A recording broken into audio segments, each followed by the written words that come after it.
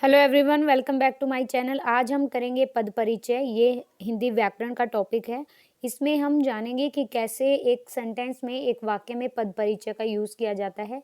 Plus इसमें आपको पता चलेगा कि अगर वाक्य में कोई शब्द अंडरलाइन करके लिखा होता है तो वो संज्ञा होता है, सर्वनाम होता है या क्रिया होता है, पुल्लिंग होता है, लिंग होता है, स्त्रीलिंग होता है। वो सब हम यहाँ पर देखेंगे। पद परिचय की सबसे पहले डेफिनेशन देखेंगे। पद परिचय को पैराफ्रेजिंग कहा जाता है।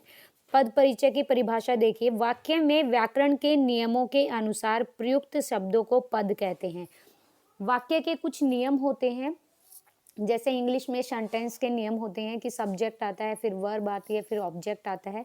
ऐसे ही हिंदी में वाक्य के कुछ नियम होते हैं, उनमें प्रयुक्त जो शब्द आते हैं नियमों के अनुसार उनको पद कहा जाता है। जैसे उसने लड़के को समझाया, तो मतलब यहाँ पर एक 3 पद हैं इस वाक्य में। जैसे उसने है, फिर लड़के है, लड़के को, फिर है समझाया।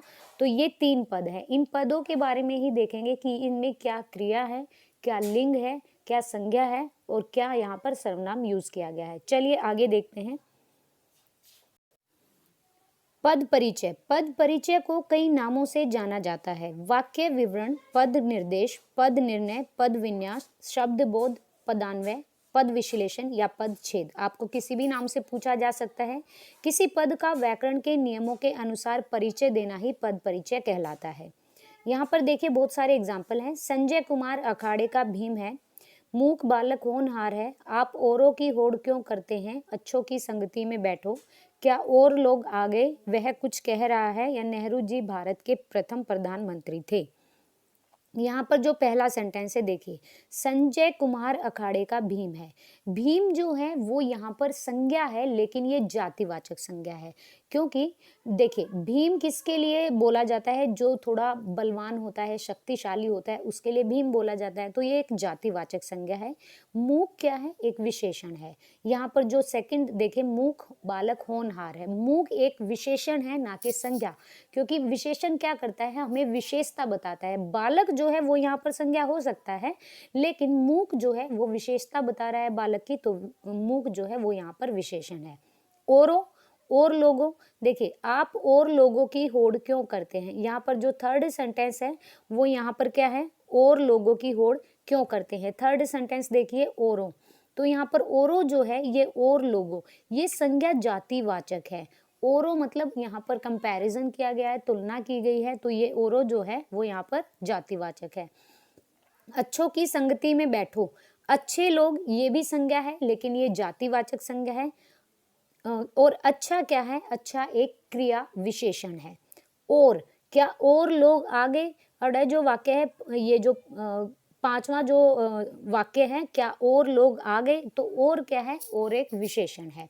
कुछ, वह कुछ कह रहा है। कुछ जो है वो क्रिया विशेषण, मैंने आपको क्रिया विशेषण करवाए हैं जो एडवर्ब होते हैं, ये एक क्रिया विशेषण है। फिर देखिए, नेहरू जी भारत के प्रथम प्रधानमंत्री थे। अब नेहरू जो है वो क्या है, एक जातिवाचक संज्ञा है। ठीक है, यहाँ पर व्यक्तिवाचक संज्ञा नहीं है, ये जातिवाचक संज्ञा है, लेकिन संज्ञा है। वाक्यों का पद परिचय देखिए, काला कुत्ता और कमल दोनों बहुत तेज दौड़ रहे हैं। अब यहाँ पर हम एक एक करके इन सारे सेंटेंसेस को ये देखेंगे कि कौन सा शब्द हमें क्या बताता है। तो यहाँ पे देखो, काला कुत्ता और कमल दोनों बहुत तेज दौड़ते हैं। कमल कोई नाम हो सकता है, किसी व्यक्ति का नाम हो सकता है, लेकिन काला कुत्ता है, काला कुत्ता, काला रंग है उसका, ये रंग की विशेषता बता रहे हैं। काला जो है ये गुणवाचक विशेषण है, इसका विशेष्य जो है वो है कुत्ता। ध्यान रखिएगा, ये विशेष्य है कुत्ता, विशेषण नहीं है कुत्ता। विशेषण की भी जो विशेषता बताए उसे कहते हैं विशेष्य। ठीक है, तो कुत्ता यहाँ पर क्या है, विशेष्य है, और काला क्या है, ये एक विशेषण है, गुणवाचक विशेषण है। अब कुत्ता, कुत्ता जो है ये जातिवाचक संज्ञा है, एक वचन है, क्योंकि एक कुत्ता है। अगर कुत्ते होता तो बहुवचन होता। पुल्लिंग है, क्योंकि अगर कुत्ता है तो पुल्लिंग है, इसका स्त्रीलिंग होता है कुतिया। कर्ता कारक है, क्योंकि वो काम कर रहा है। दौड़ रहे हैं, ये क्रिया का कर्ता है, क्रिया हो रही है, रनिंग हो रही है, दौड़ रहे हैं, तो ये क्रिया का करता है। अब दोनों दोनों जो शब्द आया है यहाँ पर, ये समुदाय संख्यावाचक विशेषण है। बिल्कुल संख्यावाचक में हमें पता चलता है जैसे 1, 2, 3, 4 ऐसे संख्यावाचक होता है। कुत्ता और कमल को एक साथ प्रकट करता है दोनों शब्द। बहुत बहुत क्या, ये इसकी विशेषता बता दी है। ये क्रिया विशेषण है। क्रिया विशेषण तेज की दशा हमें बताता है। क्या कर रहे हैं, बहुत तेज दौड़ रहे हैं या तेज दौड़ रहे हैं, बहुत तेज। तो बहुत क्या है, ये एक तेज की दशा बताता है। तेज, अब तेज क्या है, ये रीतिवाचक क्रिया विशेषण है। दौड़ रहे हैं, ये क्रिया की हमें दशा बताता है। दौड़ रहे हैं अकर्मक क्रिया है, बिल्कुल अकर्मक क्रिया, जैसा हमने क्रिया की थी तो सकर्मक और अकर्मक दोनों ही तरह से की थी। अकर्मक जो क्रिया होती है उसमें क्या होता है, ऑब्जेक्ट की कर्म की प्रधानता नहीं होती है, कर्ता की प्रधानता होती है। तो ये अकर्मक क्रिया है। कृत वाच्य है। वाच्य है ये कौन सा, कृत। कृतरी प्रयोग है, अपूर्ण वर्तमान काल है, पूरा नहीं हुआ है। दौड़ रहे हैं, रनिंग में है, कॉन्टिन्यूटी में हो रहा है काम, ये परफेक्ट में नहीं है, हो नहीं चुका है। ठीक है, तो यहाँ पर ये बहुवचन है, पुल्लिंग है, इसका कृता है कुत्ता और कमल। आई थिंक आपको यहाँ से इस सेंटेंसेस कुछ तो समझ आया होगा। सेकंड सेंटेंस देखिए, वाह अरुण और तरुण तो आ गए किंतु आप नहीं आए। अब यहाँ पे अरुण क्या है, अरुण जो है वो एक व्यक्तिवाचक संज्ञा है, किसी व्यक्ति का वर्णन कर रहा है। एक वचन है, पुल्लिंग है, कृता कारक क्या है इसमें, आ गए है, ये क्रिया का कृता है। और क्या है, जैसे हमने पढ़ा था जब हमने वाक्य किए थे तो मैंने आपको बताया था कुछ समुच्चय बोधक अव्यय होते हैं जो कि संयोजक होते हैं, जो कि एक कनेक्टर का काम करते हैं वाक्य में, इनको कंजक्शन बोला जाता है। ठीक है, तो और क्या है, ये समानाधिकरण समुच्चय बोधक है, अरुण और तरुण का एक संयोजक है। मतलब अरुण और तरुण, अरुण और तरुण मतलब और जो शब्द है वो दोनों शब्दों को आपस में जोड़ रहा है। तरुण क्या है, सेम है, व्यक्तिवाचक संज्ञा है, एक वचन है, पुल्लिंग है, कृता कारक है और अरुण का समानाधिकारी है। तो देखिए, तो क्या है यहाँ पे, तो है निपात अव्यय। अरुण और तरुण पर बल दिया गया, अरुण और तरुण तो आ गए हैं। ठीक है, अरुण और तरुण पे बल दिया गया है। ठीक है, तो अब क्या है, आ गए। ठीक है, आ गए, तो आ गए क्या है, ये एक अकर्मक क्रिया है। ठीक है, क्योंकि यहाँ पर कोई काम थोड़ी हो रहा है। आ गए जो शब्द है ये एक अकर्मक क्रिया है, इसमें कोई क्रम प्रधान नहीं है। ये पुल्लिंग है, बहुवचन है, सामान्य भूतकाल है, क्योंकि वो किंतु हाँ, ये तो आ गए, ये काम हो चुका है, इसीलिए ये सामान्य भूतकाल है। कृतवाच्य यहाँ पर प्रयोग हुआ है, कृतरी प्रयोग हुआ है, निश्चार्थक विधि, और इसके कृता कौन से हैं, अरुण और तरुण है। ठीक है, अब ये मत कहिएगा कि इसमें पूरी में अकर्मक क्रिया नहीं, यहाँ पर सिर्फ जो आ गए शब्द है वो अकर्मक क्रिया का यहाँ पर प्रयोग हुआ है। किंतु क्या है, किंतु एक विरोधवाचक समुच्चय बोधक है, एक कनेक्टर का काम कर रहा है। अरुण और तरुण तो आ गए किंतु आप नहीं आए, तो ये वाक्य को विरोध प्रदर्शित करता है, वाक्य में विरोध का बताता है। आप नहीं आए, नहीं क्या है, एक नकारात्मक शब्द है, इसीलिए विरोध प्रदर्शित करता है। अब यहाँ से देखिए, आपका तो आपको पता होगा, जब हमने सर्वनाम किए थे तो मैंने वहां पर बहुत सारे भेद भी बताए थे। तो ये निजवाचक है, निजवाचक के लिए हमेशा आपका यूज होता है। मध्यम पुरुष है, बिल्कुल एक उत्तम पुरुष होता है, एक मध्यम पुरुष होता है। ठीक है, तो ये मध्यम पुरुष है, एक वचन है, आप हमेशा एक वचन में यूज होता है। कृता कारक है और आए, और ये क्रिया का करता है। नहीं, नहीं जो है ये एक निदेशवाचक क्रिया विशेषण है, निदेशात्मक निपात है। आए जो है ये क्रिया के विषय में निर्देश प्रकट करता है। आए, आए एक अकर्मक क्रिया है, क्योंकि यहाँ पर क्रम प्रधान नहीं है, इसीलिए अकर्मक क्रिया है। एक वचन है, आदर सूचक है, पुल्लिंग है, सामान्य भूतकाल है, काम हो चुका है। कृतवाच्य है, कृतरी का प्रयोग हुआ है, और निश्चार्थक विधि है, इसका कृता जो है वो है आप। ठीक है, थर्ड देखिए, विनाशकारी युद्धों से जनजीवन पूर्णतः अस्त व्यस्त हो जाता है। अब विनाशकारी क्या है, ये गुणवाचक विशेषण है, क्योंकि हमने गुणवाचक विशेषण में ये पढ़ा था कि जो शब्द किसी की दशा, गुण, उसके दोष के बारे में पता चलता है जिस शब्द से, उसे गुणवाचक विशेषण कहते हैं, और युद्धो इसका एक विशेष्य है। युद्धों से, अब युद्धो क्या है, युद्ध तो एक जातिवाचक संज्ञा हो गया, बहुवचन है क्योंकि युद्धों आया है तो बहुवचन है। पुल्लिंग है, ये स्त्रीलिंग नहीं है, और ये करण कारक से जो यहाँ पर शब्द आया है, क्योंकि कर्ता ने कर्म को करण से, इसीलिए ये करण कारक का घोतक परसर्ग है। परसर्ग मतलब ये चिन्ह लगा है करण कारक का। जनजीवन क्या होता है? जनजीवन देखिए भाववाचक संज्ञा है, बिल्कुल एक वचन है, पुल्लिंग कृता कारक है, हो जाता है और ये क्रिया का कृता है। पूर्णतः, पूर्णतः एक क्रिया विशेषण है, एक एडवर्ब है। अस्त व्यस्त क्रिया विशेषण की विशेषता बताता है। ये अस्त व्यस्त हो जाना मतलब ये विशेषता बता रहा है।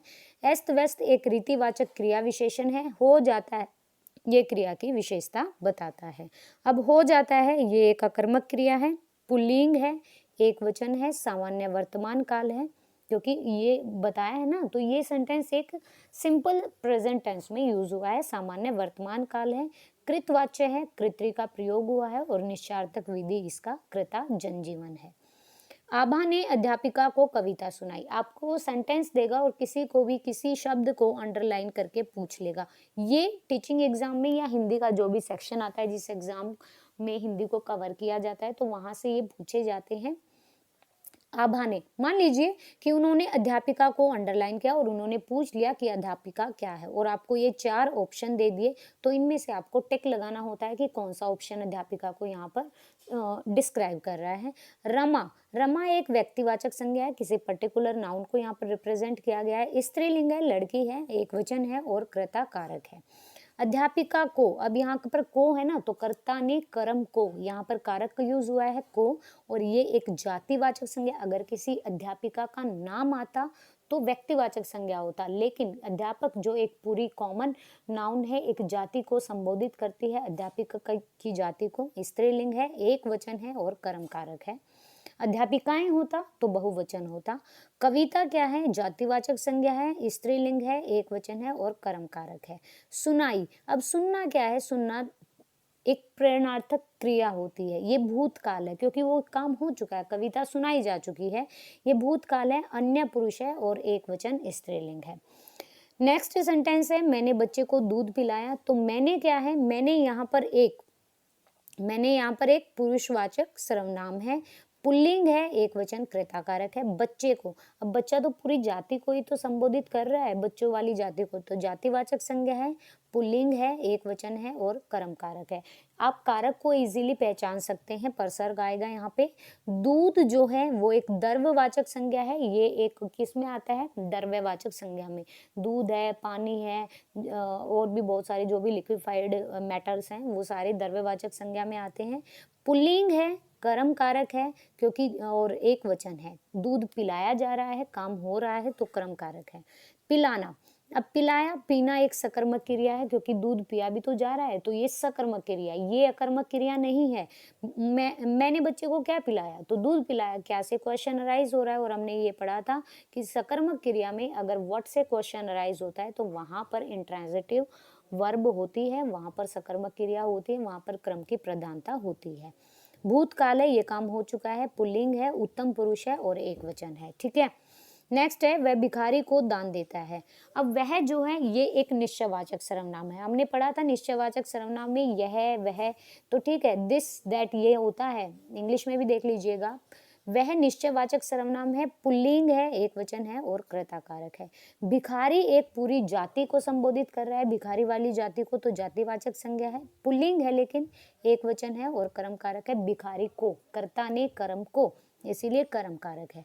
दान देना एक भाववाचक संज्ञा है क्योंकि ये भाव ही तो प्रदर्शित कर रहा है, फिर ये पुल्लिंग है, एक वचन है और कर्म कारक है।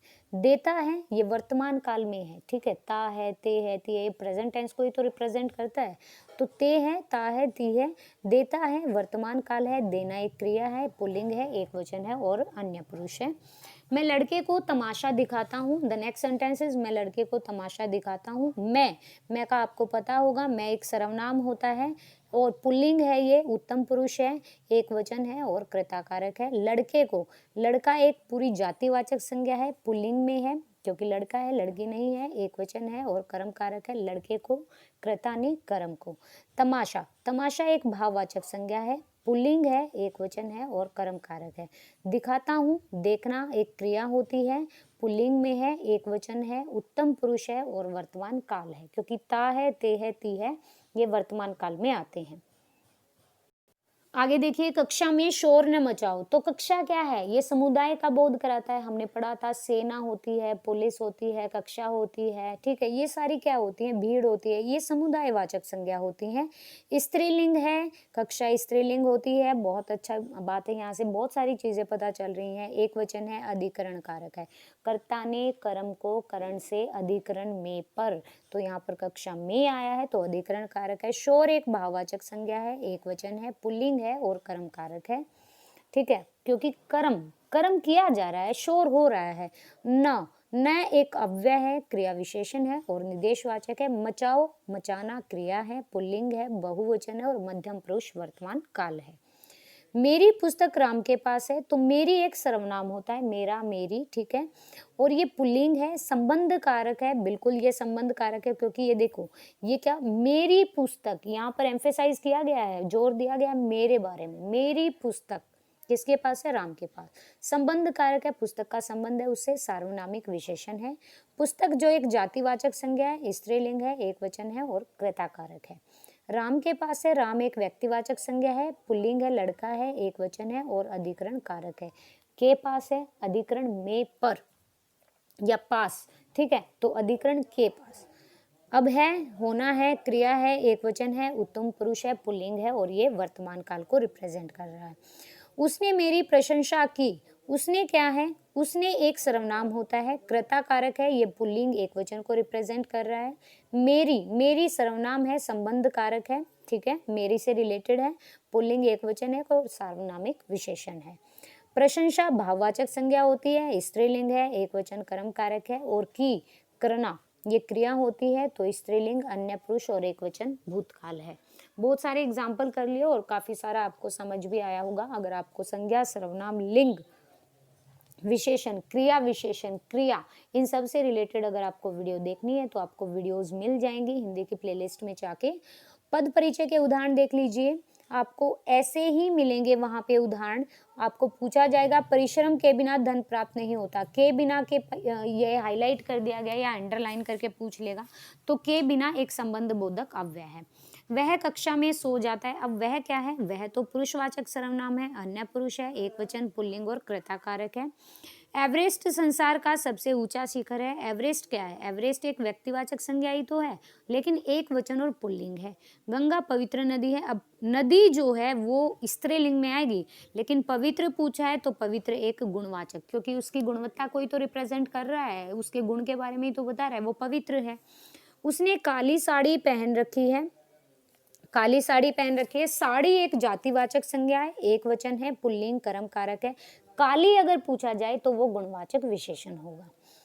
राकेश 10वीं कक्षा में पढ़ता है। 10वीं हमने यहाँ पर पढ़ा था, ये संख्यावाचक विशेषण को रिप्रेजेंट करता है, कर्म सूचक है, क्योंकि कर्म के अनुसार, ऑर्डर के अनुसार ही तो आ रहा है, और स्त्रीलिंग कक्षा का विशेष्य है। यह किताब मेरी छोटी बहन की। अब यहाँ पर क्या है? संबंध बोधक है यहाँ पे, ठीक है। छोटी, छोटी पूछा है तो गुणवाचक विशेषण है, एक वचन स्त्रीलिंग है और बहन विशेष्य का विशेषण है। ईमानदारी बहुत दुर्लभ है। ईमानदारी कभी दिखती थोड़ी है, फील की जाती है, जानी जाती है, तो ये भाववाचक संज्ञा है, स्त्रीलिंग और एक वचन है। आगे बढ़ते हैं। आगे देखिए, हम नैनीताल घूमने गए। नैनीताल, हम जो है वो पुरुषवाचक सर्वनाम है, ये उत्तम पुरुष है, बहुवचन है, क्योंकि हम में तो बहुत सारे लोग आते हैं, दो से ज्यादा भी हो सकते हैं, दो भी हो सकते हैं, तो ये बहुवचन पुल्लिंग कृताकारक है। प्रेमचंद कथाकार थे। जब तक किसी स्त्री का नाम नहीं आप आए, आप स्त्रीलिंग नहीं लगा सकते। हम यहाँ पर प्रोमिनेंसी देते हैं पुरुष लिंग को, पुल्लिंग को। प्रेमचंद कथाकार थे, तो प्रेमचंद एक व्यक्तिवाचक संज्ञा, नाम आ गया भाई, पुल्लिंग है, एक वचन कृता कारक है। शीला ने पुस्तक पढ़ी। अब पढ़ना एक सकर्मक क्रिया है, पुस्तक कर्म हुआ है, पठ धातु है, स्त्रीलिंग है, शीला एक वचन है और भूतकाल है, पढ़ चुकी है वो। आहा, आहा,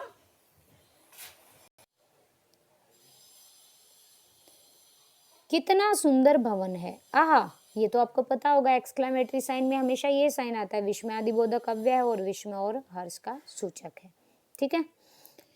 सैनिक देश पर प्राण न्यौछावर कर देते हैं। 13 सेंटेंसेस देखिए। सैनिक, सैनिक कौन है?